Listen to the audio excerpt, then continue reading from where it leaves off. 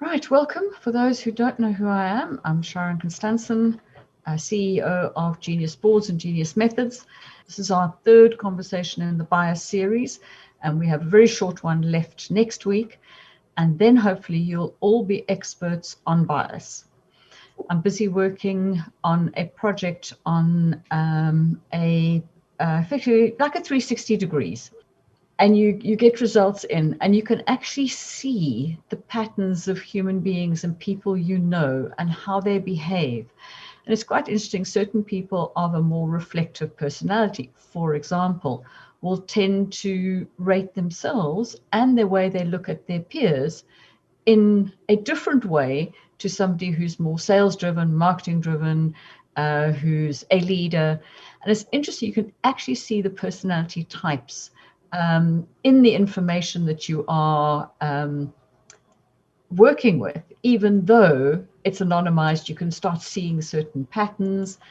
And we just don't realize how transparent we are, either in our behavior, in our style, in the way we respond. And we say we're not biased. We are a function of our experience. Of course, people can recognize the function of our experience that we are.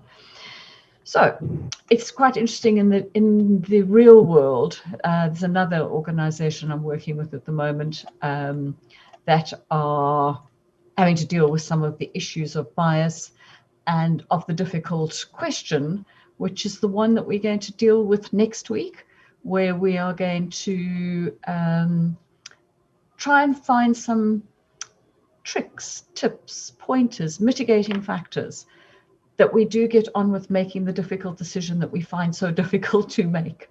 So that's quite important for us to be able to recognize those difficult issues. Right. I'm going to now just go through quickly what it was that we covered last week and then move on into today's. Right, last week, what we did is we spent some time looking at being human, being biased, as I've just made reference to now. And remember, we talked about the different thinking styles that people have.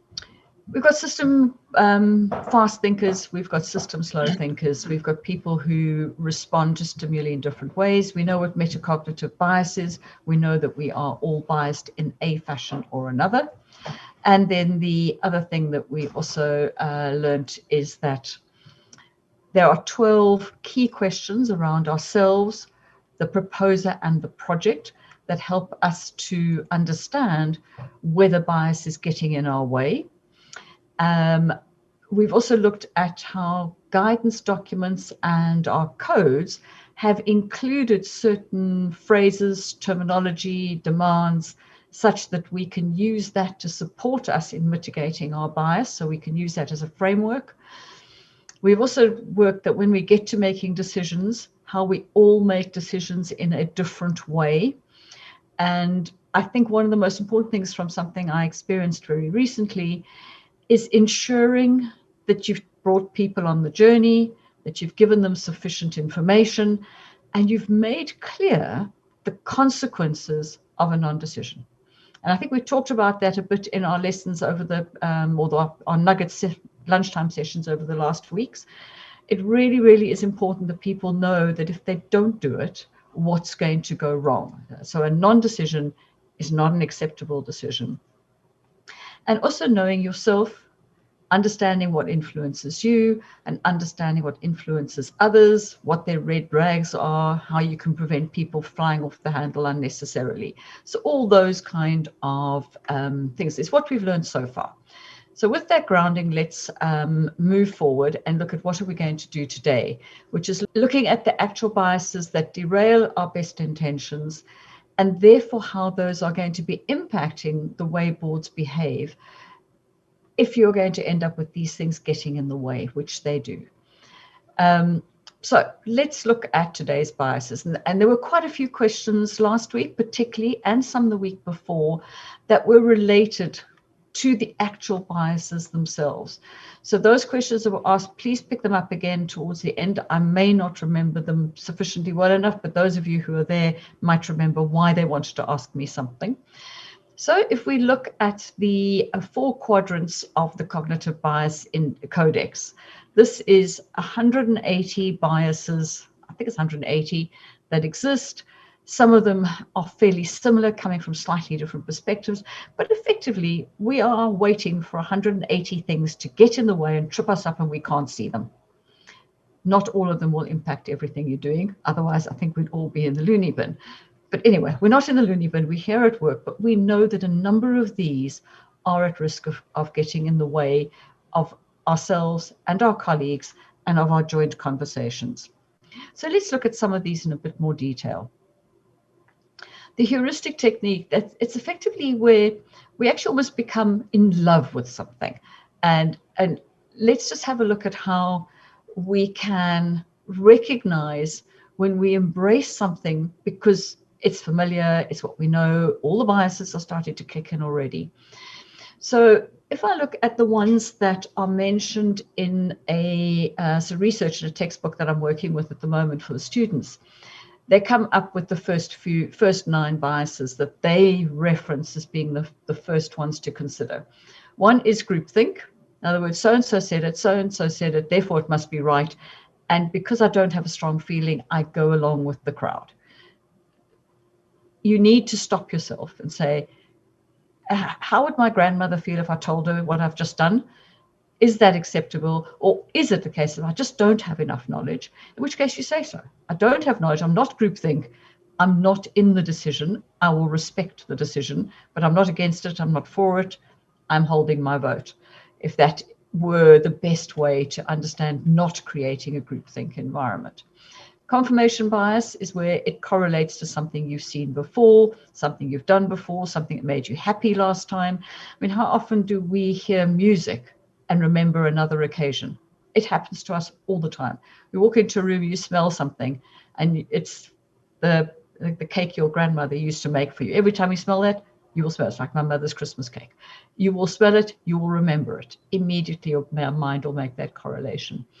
Anchoring effect, it picks one piece of information out of a series of pieces that they can get their hands on, that your brain can get their hands on, and says, that's the one that I'm comfortable with, and then starts to frame everything from there rather than actually having thought through all of the points equally. So the minute you're getting anchoring, something's getting more than its fair share of impact. Hindsight bias is things have happened in a certain way last time. Somebody behaved badly, they lost their temper, they went off in a huff, or as a result of that, we got this long tirade of information, or they didn't come to work for 2 days. Whatever the impact was, that invariably was negative. And how's that going to influence? If it's positive, it has an influence. Absolutely it does. But it's not as divisive as a negative impact is. Availability, the easy option. It's amazing how many times when it comes to the people decision, the people will take the easy one. This is so typical in your people decision-making space and really worthy of being very mindful of. Loss aversion, how often do we actually make a decision that defines and underlies a loss? None of us like doing that. Naturally, we don't do it. We always wait for the miracle that something's going to get better and it's not going to be this negative number. But sometimes it can be double that loss. So sometimes the first loss is the best loss, not the second or third or fourth version. So it's making sure that you are not allowing that loss to trip up your logical thinking as to when is the right time to make a certain specific decision. Sunk cost fallacy, that is where we've put so much effort into this. We've put so much work into it. We're going to make it work at all costs because I'm a negotiator. I'm a completer finisher. I want this conversation to get to the end. I want us to win the battle, whatever the logic is at that point in time. But what we are sitting with is that sometimes we've just got to cut our losses, cut the fact that we've invested so much time and effort and walk away. the non-decision, the walk away from something, rather than saying, because I've invested so much time and effort, it is right. It's not necessarily right. Let's see if we can do something better with our time, effort, and money. Framing effect is where we put it into a specific context. When it's investment numbers and you are used to certain patterns and you expect an internal rate of return of 3%, you're going to frame this one by 3% as well, which actually might not be anywhere near. This could be a 15%, it could be a plus 0.1%. Don't frame it with something that is familiar. Now, if you take a look at a lot of South Africans, of which we've got a number on the call, our framing effect is we are used to a much higher interest rate society, economy, environment, banking, and bigger differentials between the rate you might pay at your bank to what the bank rate is, for want of a better word, which is terminology slightly different, so I won't confuse you. But we will frame things immediately very differently. Another framing effect that South Africans will fall to is they'll look at something and say, oh, it's only 1,000. It's 1,000 sterling. Actually, that's 20,000 rand. So 20,000 rand sounds like a lot and 1,000 doesn't. And until you've done your brain's quickly done the maths, we're framing things at the wrong number so easily. It just looks okay. And you start thinking, hold on, it's not. It's 20 times that. It's not okay. And there's this one that we've talked about. We preempted it and brought it into earlier conversations around the metacognitive bias, assuming we're immune. So these are the ones that I've come across in research and texts. Then what I looked at is I went through the 180 in Codex, and I said, in my day job, where I'm working with boards, what are the others? Let's pick another 9 for want of numbers. And I pick another 9 and I say, what are the next 9 I would look at? Negativity bias, very similar to the sunk cost and the loss, but it's avoiding the negative things. So I don't want to do the difficult stuff, the stuff that's on the too difficult list. Don't want to do things that are awkward for me. So that negativity bias gets in the way. Conservatism, we all know about this one. If you put 3 people together that are reasonably risk open, and you put them into a committee of 3, the outcome will not be the sum of their risk ability. It'll be effectively the net negative, the net of their risk aversion scale. So people, when brought together, actually become more conservative. They don't put their neck out on the line. They will go with the comfortable. They will go with all these other biases we've talked with. And conservatism is the one that actually dumbs down committee decisions or board decisions. And a very big risk to boards being effective is them actually being way too conservative in their assessment of certain circumstances. Expectation bias. I'm expecting this project to be the better of the 2 because for whatever reason I want it to be. It's in my field of interest. Let's say we, as a business, we can either spend £1 million in energy or we can spend £1 million in water. And I know more about energy and I know less about water. I am going to be expectantly open to the one that I know more about than the one that I know less about. If you're looking at investments in shares or in a company or in an industry, that you are more familiar with is the one that's going to be the one you're going to show an expectation of positivity towards. There's also expectation where you think you know what the answer is going to be and you don't actually look at the detail. You jump from the beginning to the end, you expect a certain outcome, you see it at the bottom. It's like when we used to do maths at school. They say, show all your workings in case the answer's wrong. So at least you get some marks for it. It's almost like jumping to the end of a maths equation. Not very helpful if you've missed the journey and there was some really important information that would have had an influence on your decision-making and mitigation of bias processes that you would have gone through. There's authority bias.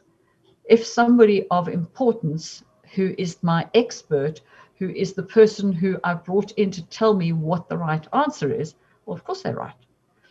what you've got to be careful with is quite often that person might be technically right, they might be academically right, but it may not be practical for your business. So practicality is lost in the process of that conversation. So it's making sure that just because somebody knows more about something technically doesn't mean it is the most correct answer.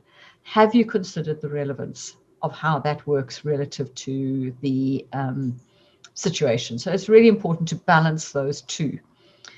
Positivity effect, opposite of the negative.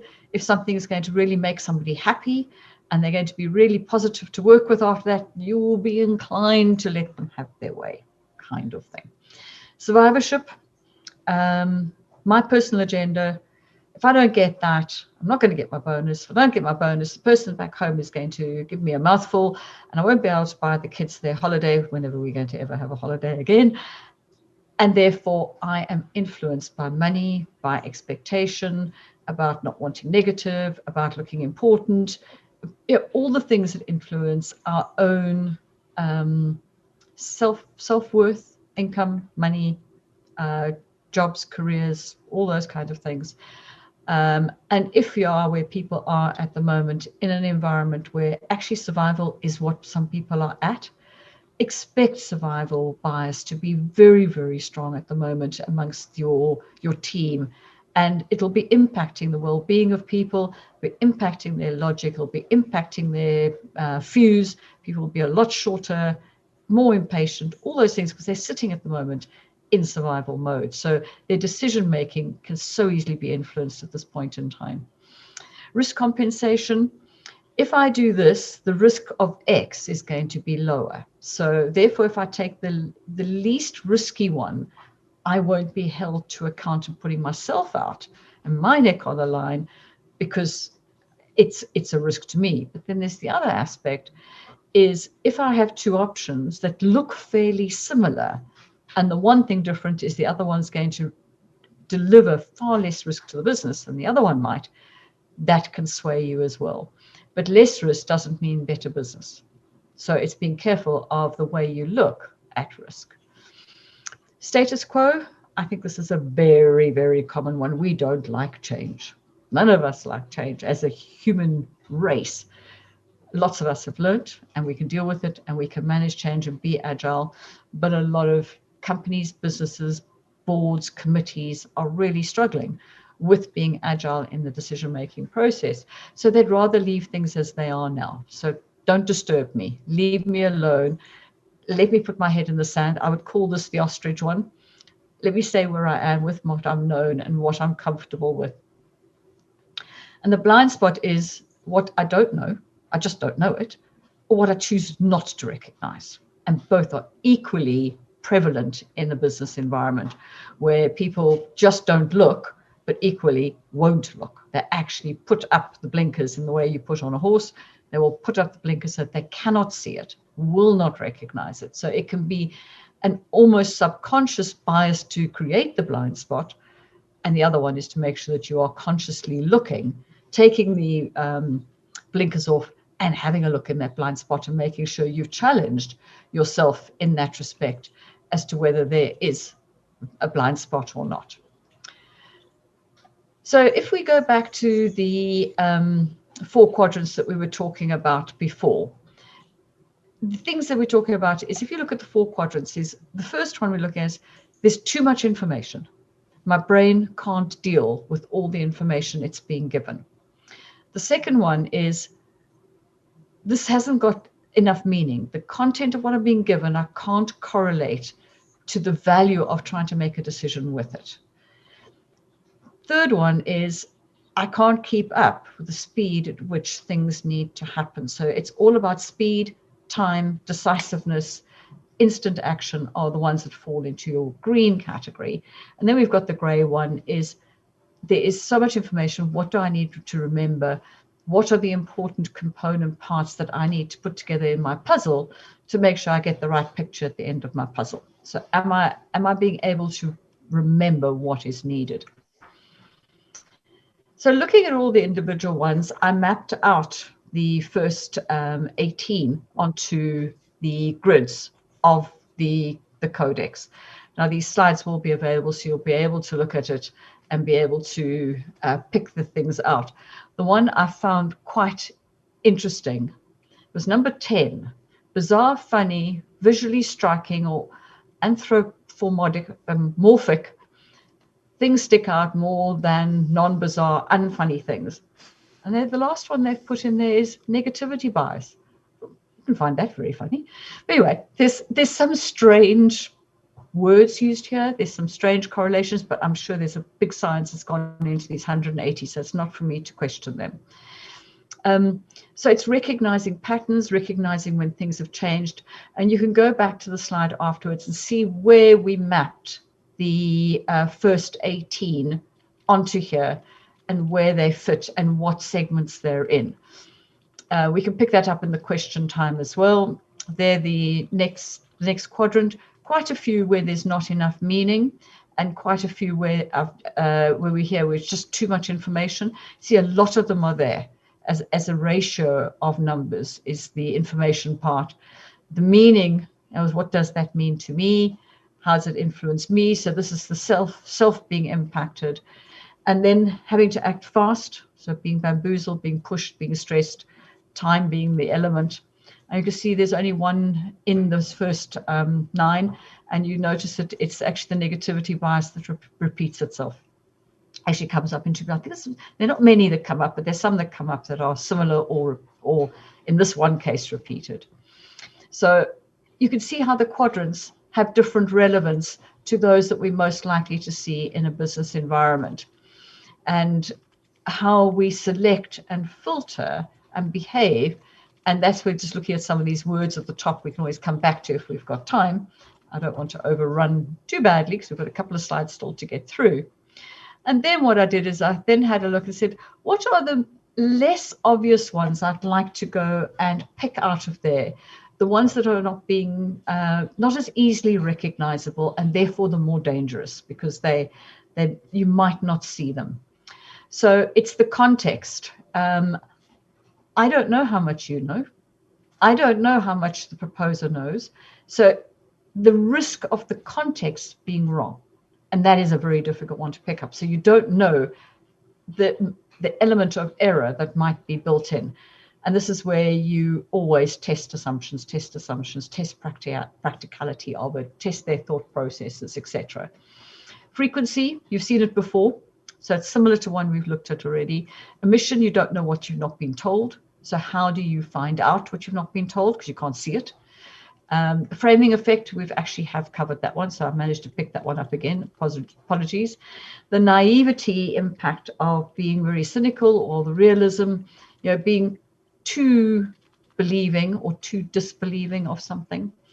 The moral tick box that it might be reaching in our brains. Is it something that is very moral, very ethical? It's matching the current climate of environment, social, and governance. Is it something that is affecting our climate, green, planet, place, not profit? Is it any one of those that is going to make us be more influenced in a certain way that might not be appropriate? Projection, I've put my own view upon it. I've actually influenced it myself, and I've influenced the outcome either as a proposer or as a receiver. Self-serving bias, fairly similar to what we've said before, but it's where I'm looking after me first. I'm not being biased by the fact I could be thinking of me. I am thinking about me. And the too difficult one, I just can't do this. And working at the moment on moral DNA and what kind of a person you are, and how your moral DNA defines how you approach complex decision making or complex tasks. And we all do it in very different ways depending on how we're wired. So that's the too difficult box is a very different box to all of us in this room. So if I looked at everybody here, I can promise you our too difficult box would look very different. It wouldn't be the same. The problem you have when things start to go wrong is they go wrong, and badly. And the multiplier effect is massive. And if I remember statistics from textbooks that I've had a look at, is a factor of 36 times worse when it goes negative than when it goes positive. So if it starts to go wrong, the escalation factor is so much faster than the positive getting it right factor, which is far more hard work and far more difficult, whereas the other one spirals out of control before you've had time to actually catch it. So now that we know about some of these biases, and before we get to question time, I'm going to share with you another tool that allows us to just think about the decisions and how we can once again work out a mitigating strategy to stop us, make us think before we rush forward again. So it's called the WRAP framework. So first of all, you widen your options. Look broader than what you're looking at in front of you. The reality test, are these numbers right? So along the stuff we've been talking about, stand back. We always say, let me think about it overnight. That's exactly what we're doing. Attaining some distance, taking the emotion out of it, taking 10 deep breaths, whatever we use. How many synonyms do we use for attaining some distance? And that picks up on the preemptive issue of sort of going forward and looking backwards, that kind of thing. And an important one, be prepared to be wrong. Because if you're prepared to be wrong, your mind will be open to risk and your mind will be open to changing your mind. So that to me is the most important part about this tool that we can use. So if we widen our options, it gives us 7. Expand, consider the opportunity cost, run the vanishing options tests. In other words, stress testers, as we were talking about before, it's a kind of stress testing. Multi-track, it's not a binary decision. We talked earlier about decision making, breaking it up into multiple components and adding up to a decision. So it's almost like that, multi-tracking it, and not saying that there's only one outcome or one decision or one process or one journey. It could move around. Toggle between being positive and being negative, promotion and prevention, and see how your brain is responding, what kind of colors, what kind of emotion, how are you physically responding to the different mindsets you set. You'll certainly learn to read your own body. You look at something that caused you to have food poisoning and you walk past that street barrow or something, or it's something that you've never liked as a child, and you smell that thing or you see it. I mean, I'm allergic to caviar. I see caviar. I just instant physical reaction. I've gone nowhere near it. But your correlation of your brain to it is incredible. So you can have a physical response to a visual thing. So learn your body, learn to see how you're reacting to things and information that you're putting into your brain. Find somewhere or an environment or another place where this has been dealt with before. Try and learn from another person's experiencing.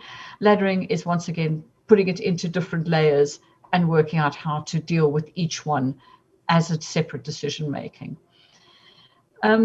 Then we have the reality test, the R for reality. And as I said, it doesn't matter how perfect the proposition might be, it might just never work. Somebody forgot to put a screw in the bottom and it's going to sink. Make sure it actually will work. Fight the confirmation bias, that's the first one. Spark a constructive disagreement. Now do that in a constructive way, please. Please don't do it in a destructive way. But half of that might be sitting with a piece of paper in preparing broad papers and actually trying to take this from another perspective and trying to test whether it's going to work or not, and disagree with yourself and say, well, what happens if I am the Henry Ford in 12 Angry Men and I take it from the opposite perspective and look at it backwards from somebody else's eyes? How do I feel now? How am I going to react now? What is my instinct telling me? This is a lot about instinct and being able to read your own instinct. You talk about knowing it in the pit of your stomach, sensing it, using your 5 senses. These are all the same things that we're talking about, that we are doing. Ask the disconfirming questions. So in other words, ask the difficult questions, ask the counter to the bias that might be being raised. Consider the opposite. These are all fairly similar. Make a deliberate mistake in something and see what happens to the answers. If you're doing a spreadsheet, for example, or make a different assumption and see what happens. Don't always stay with the assumptions you've got. Try something else and see what happens. You might learn something. Zoom out. So it's come away from it, zoom in, take a closer look at a part of it, and ooch. And I had to go and get the dictionary. I thought, what the hell is ooching? And ooching is gathering information about an ambiguous issue, not for delaying commitments, but moving in small steps. So it's coming back to the things we've been talking about before, about breaking things down, laddering, looking at things in sizes of complexity and definition that I can work with. So in other words, what can my brain deal with? How am I going to do it? Then the last one is, second last one is attain some distance. So it's the A for it. And getting more information, getting more outcomes. What are the potential outcomes? What is the information? Try and look at it from 3 different frame points, 10, 10, 10. Look at it near, look at it medium, look at it far, look at it from the current, look at it from the negative, look at it from the positive. Find 3 lenses. Whenever I'm talking to NEDs when they're looking at their board papers, I say, look at your board papers with 3 different lenses on 3 months in a row. One's my sales lens, one's my finance lens, one's my risk lens. Probably those papers look very different month on month.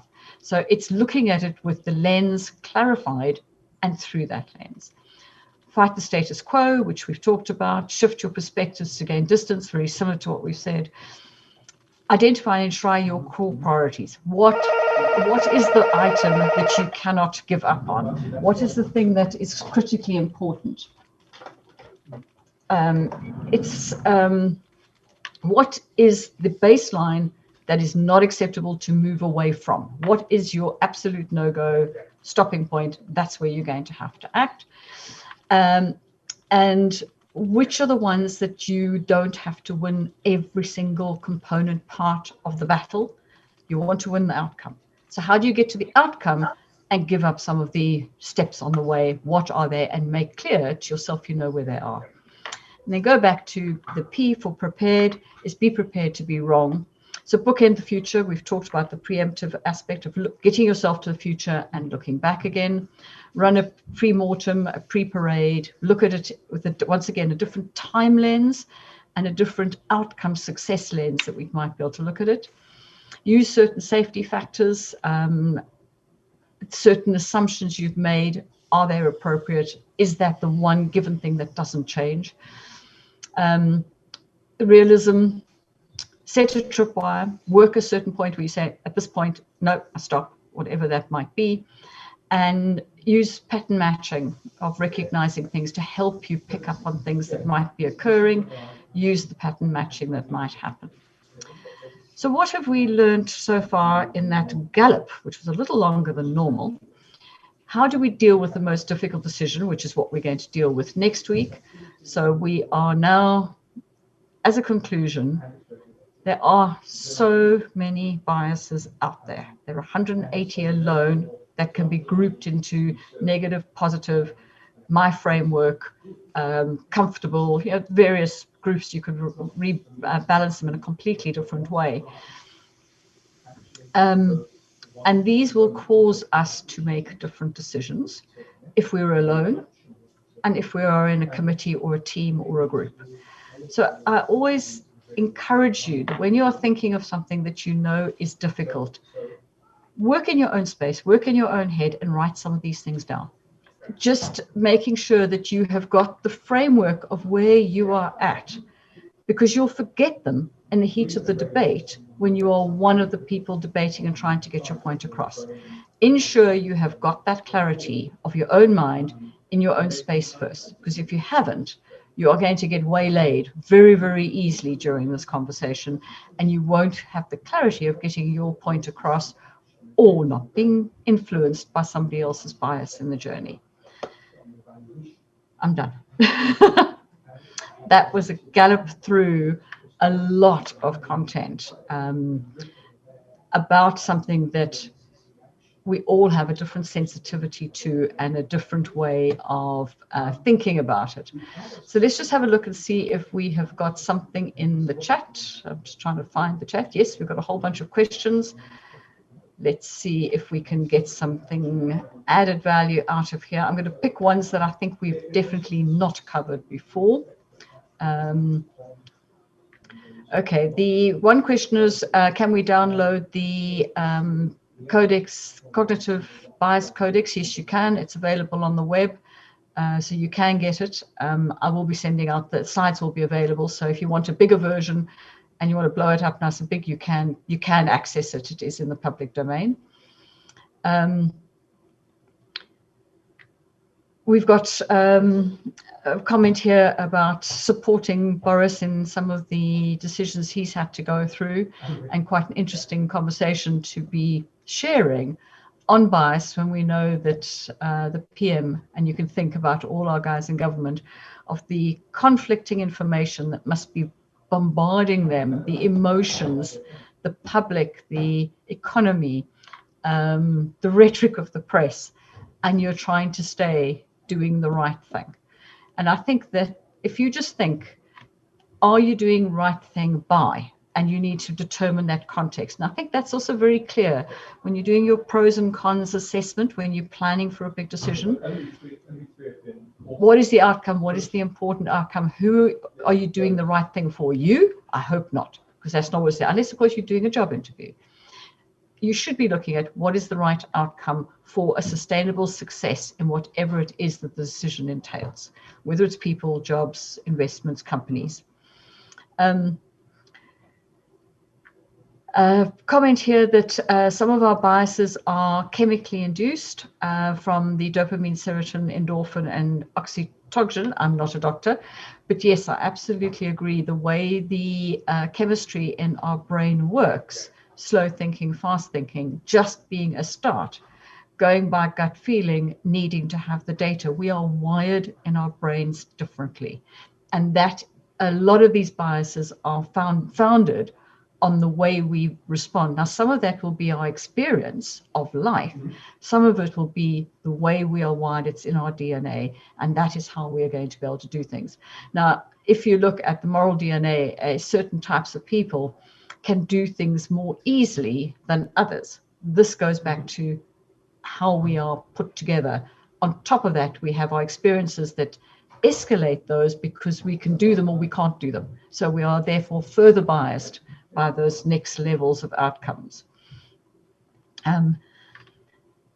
It's an interesting point where often we see a board puts the filters onto the options too quickly and doesn't allow the strategic, the blue skies, the brainstorming, the heading off on tangents to occur in a controlled, managed way. Now, if you've got certain people, they are going to make this environment quite difficult to manage.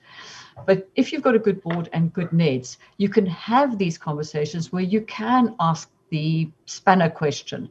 You can look at it from a different perspective and say, have we thought of this? Yeah, have we actually done the stand on the other side of the fence and looked back at this? Now, some chairmen will absolutely go apoplectic over that because they can't manage it. CEOs who are putting the project forward will be double apoplectic because they think this is a risk to their project, not part of the decision-making journey. So you will get very emotive responses to that kind of approach. But absolutely, particularly when you're doing strategic planning, the blue skies thinking is so important that you've thought outside the box as to what those combined risks might be, opportunities you hadn't considered. How many boards have had to literally turn on their toes in this last year and reinvent products, reinvent markets, reinvent the route to market? You know, all sorts of things have had to be different. This is a good example of actually breaking the mold and thinking differently and taking those filters off that are being referenced to. Whenever you're doing that, it is very, very important to stay within the context of what you're trying to achieve. So don't lose sight of the goal when you take the filters off. Don't go all over the place to the point of being completely unmanageable. You're just going to waste time.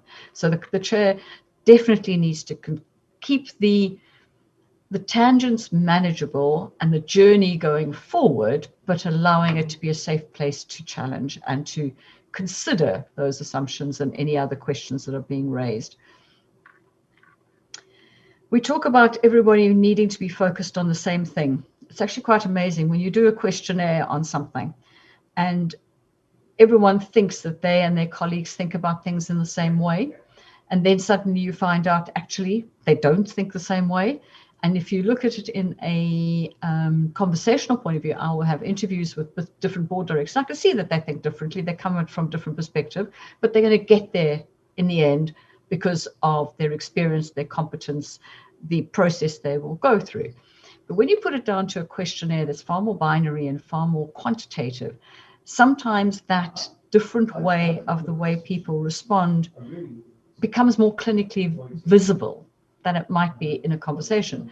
So the part I always find interesting when I do a questionnaire, in addition to having done interviews, is how little I learn, but how much easier it is for the recipient to see the stats, to then listen to the words I'm saying. I've got it. It's in my head. I've learned nothing extra. Odd bit of minutiae you might learn extra, but most of it you've actually already absorbed.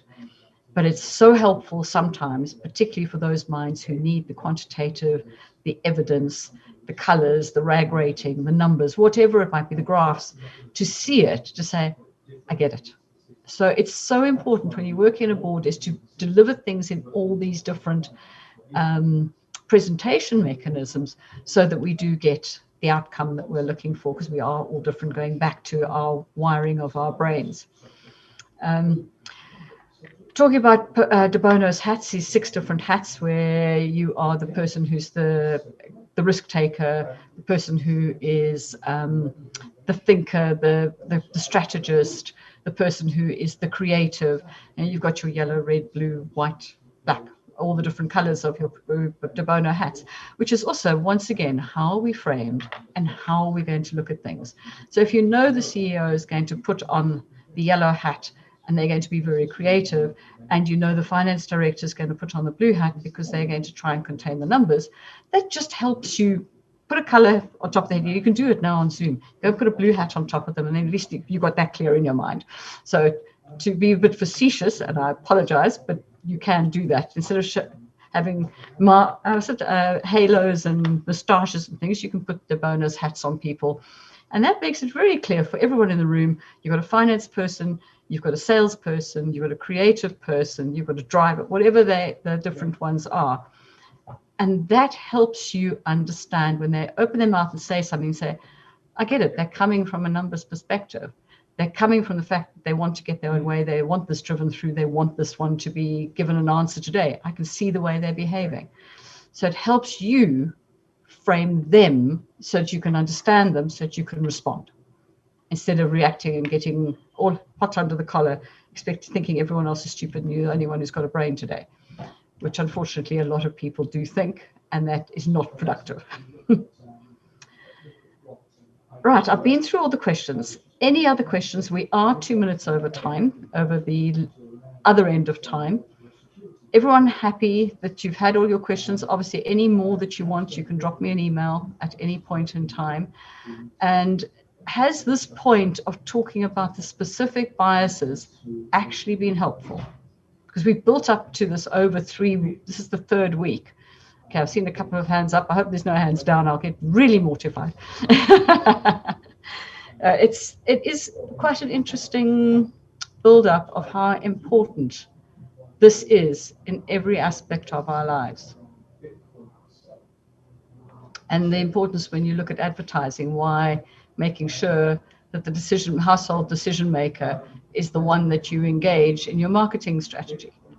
Yeah, if you're selling nappies or diapers, please make sure the woman's involved, or at least you're setting it up that it looks like you're approaching a female and not an engineer who is into building a bridge right now and is not interested in the child at home. Get people in the right place and time. Okay. Thanks very much. As one of the contestants said, we start with the 3 angry men. If you ever think of Henry Ford, just ask the difficult question. It can be very, very helpful. I hope you're all going to be in a much better position of managing conversations, team discussions, and decision making. Thank you all.